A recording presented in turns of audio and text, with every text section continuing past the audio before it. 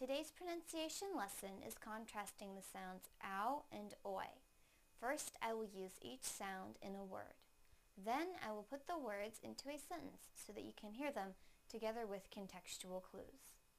Please listen closely to the differences in the sounds. First, the ow sound in the word bow. Bow, bow. Now the oi sound in the word boy. Boy, boy. Now I will use them both in a sentence. That boy didn't bow.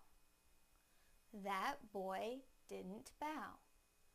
That boy didn't bow. Thank you for watching CartoonEnglish.tv's pronunciation lesson. Come visit our website for free lessons, games, and chat. Bye!